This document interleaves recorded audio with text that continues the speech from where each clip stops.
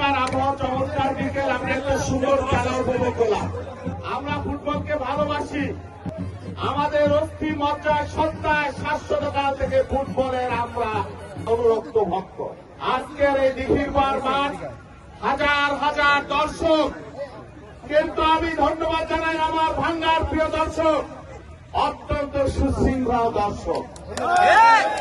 আপনাদেরকে ফেরত এই মাঠ আমরা আরো বড় করে দেওয়া যায়, কিভাবে ডেভেলপ করে দেওয়া যায়, আমরা সেই ব্যবস্থা নিচ্ছি এবং করে দেবো ইনশাআল্লাহ।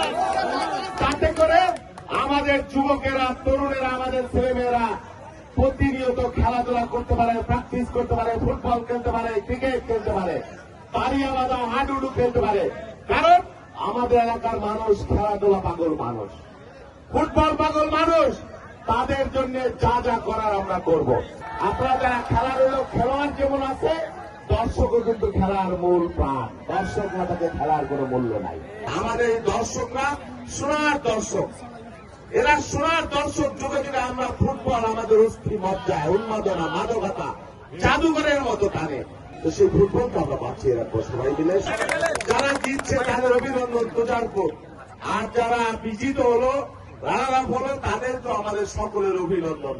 খেলাটাই বড় কথা, আমরা খেলাটা অব্যাহত রাখবো ইনশাল্লাহ আগামী দিনে। শাহিন, আমাদের আজকে যিনি আয়োজন করেছে পোল্যান্ডের আমাদের প্রিয় ভাই শাহিন বিশ্বাস, যিনি আজকে প্যাট্রোনাইজ করেছেন, পৃষ্ঠপোষকতা করেছেন, সকলের পক্ষ থেকে তাকে আমাদের অন্তঃস্থল থেকে ধন্যবাদ। আমরা অনুরোধ করবো যারা বিত্তবান মানুষ আছেন সকলে এই ধরনের খেলাধুলা, সংস্কৃতি আপনারা একটু উৎসাহিত করবেন, যে যেখানে আছেন। এই শাহিনের মতো, শাহিন বিশ্বাসের মতো সবাইকে আমার অন্তঃস্থল থেকে ধন্যবাদ।